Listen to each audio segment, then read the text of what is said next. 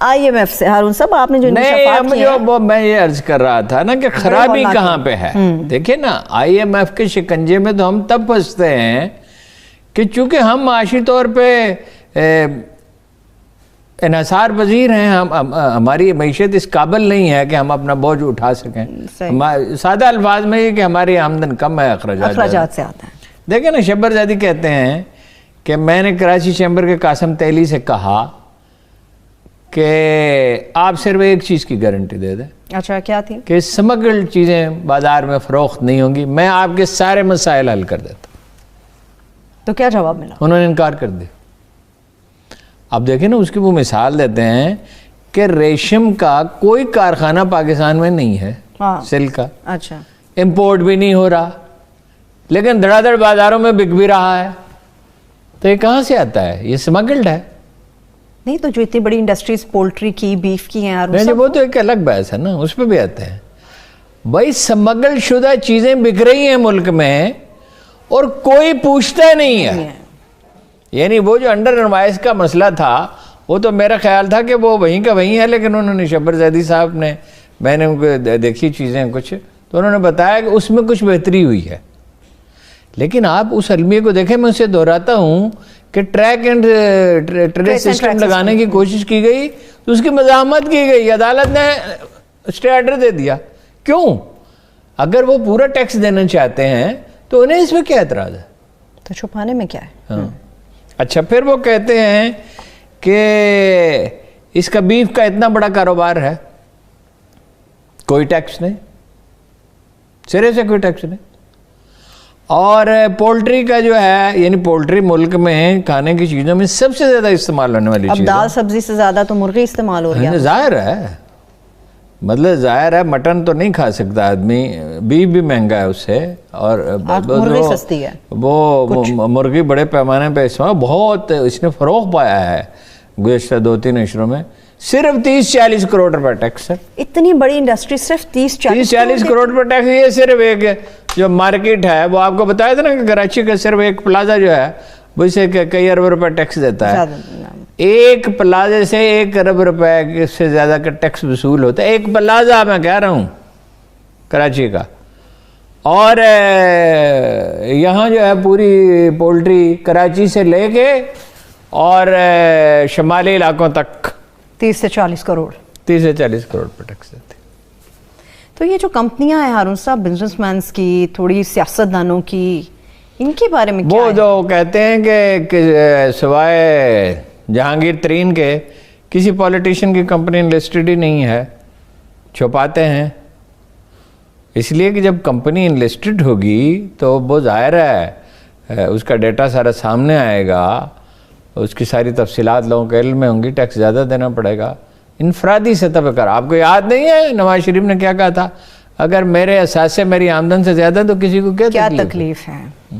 ٹھیک ہے، لیکن ہارون صاحب اس کا حل کیا ہے؟ یہ تو معیشت کی کمزوریاں ہیں. وہ کہتے ہیں نا کہ حل تو یہی قانون نافذ کیا جائے، FBR کو ٹھیک کیا جائے. بھائی FBR میں وہ شبر زیدی کہہ چکے ہیں کہ 22,000 آدمی ہیں، 20,000 آدمی جو یا نکمے ہیں یا کرپٹ ہیں، 2,000 آدمی کیا کام کریں گے؟ اس کو میرا تو یہ خیال ہے، میرا نہیں خیال، یہ ٹاپ ایکسپرٹس کا خیال ہے. وہ لوگ جو FBR سے وابستہ ہیں، اس محکمے کو ختم ہی کر دینا چاہیے.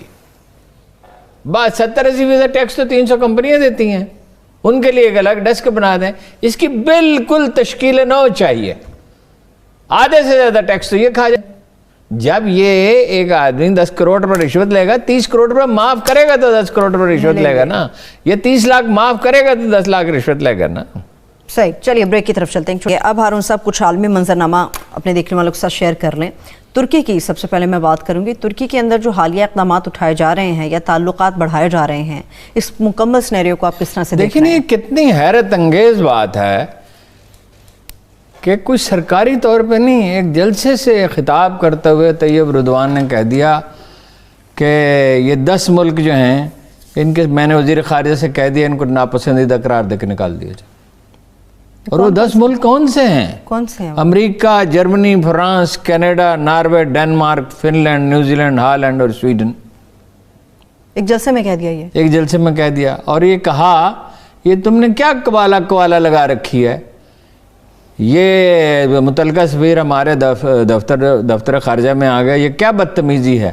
کیا ترکی سوروز کی کوئی ایجنسی، سوروز ایک جارج سوروز ایک صاحب ہیں، ان کی ایک فاؤنڈیشن ہے ٹھیک، جس پر الزام ہے کہ فار ایسٹ کی اکانومی کو کوئی ایک اشرا پہلے اس نے ڈیسٹیبلائز کر دیا تھا، اور اس کا عجیب و غریب ایجنڈا ہے، مطلب اتنا مکروہ ایجنڈا ہے کہ بعض چیزوں کا میں ذکر ہی نہیں کرنا چاہتا۔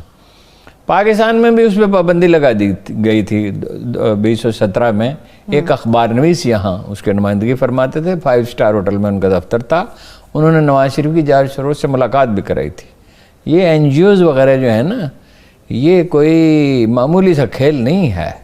یہ این جی اوز ایک یعنی یہ پیسے تو موسٹلی جو ہوتے ہیں امریکہ سے آتے ہیں، بعض اوقات یورپ سے دکھایا جاتا ہے، اور یہ ایک آدھ نہیں ہے، بہت سی خطرناک این جی اوز ہیں، اور چودھری نثار کے دور میں ان کے خلاف کارروائی شروع۔ خیر یہ تو ایک الگ موضوع ہے۔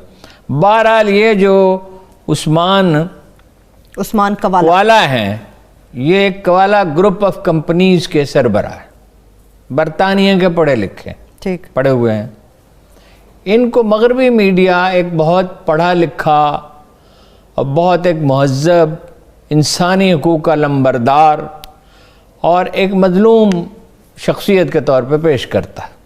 اس لیے اس نے کہا نا کہ بھائی یہ کیا کوالا لگا رکھی۔ وہ یوریشین کورٹ ہے ایک انسانی حقوق کی، ٹھیک، اس نے ان کی رہائی کا حکم دیا اور یہ کہا کوئی 2 برس پہلے کہ اگر یہ اس کو رہا نہیں کیا جائے گا تو ترک حکام کے خلاف کارروائی کی جائے گی۔ اچھا، اب اس کی کوئی قانونی حیثیت نہیں ہے، وہ ایک ہتھیار اور حربہ ہے جو مغرب کے مخالفین کے خلاف، جو ناپسندیدہ ملکوں کے خلاف استعمال کیا جاتا ہے۔ اور یہ 2017 اس پہ 2017 سے یہ گرفتار ہیں۔ ان پہ الزام یہ تھا کہ 2013 میں اپوزیشن نے جو ہنگامے کیے، اس کی مالی معاملات فراہم کی، یہ رضوان حکومت کا خاتمہ چاہتے ہیں، اچھا، اور کمالسٹ جو ہیں، مصطفیٰ کمال کے جو حامی ہیں، سیکولر پولیٹیشینز کو، ان کے حریف سیاستدانوں کو اقتدار میں لانا چاہتے ہیں۔ ٹھیک، دوسرا الزام یہ تھا کہ 2016 میں جو فوجی بغاوت ہوئی تھی، جی،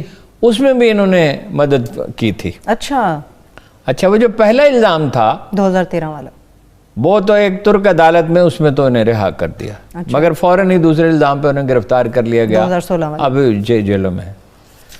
اچھا، وہ ایک تو طیب رضوان کا جو مطلب مغرب کے خلاف ایک مضبوط رویہ ہے، یا کہہ لیں جارحانہ رویہ ہے، اس پہ وہ ناخوش ہیں، ظاہر ہے۔ ابھی انہوں نے کہہ دیا کہ ہمارے پیسے F-35 میں جو ہے یہ واپس کریں، اور انہوں نے کہہ دیا کہ چین تو کوئی بدماشی نہیں کرتا، مطلب آپ لوگ کرتے ہیں۔ IMF سے ہارون صاحب آپ نے جو انکشافات کیے ہیں، میں یہ عرض کر رہا تھا نا کہ خرابی کہاں پہ ہے۔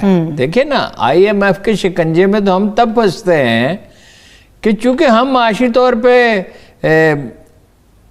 انحصار پذیر ہیں، ہماری معیشت اس قابل نہیں ہے کہ ہم اپنا بوجھ اٹھا سکیں۔ سادہ الفاظ میں یہ کہ ہماری آمدن کم ہے، اخراجات سے آتا ہے۔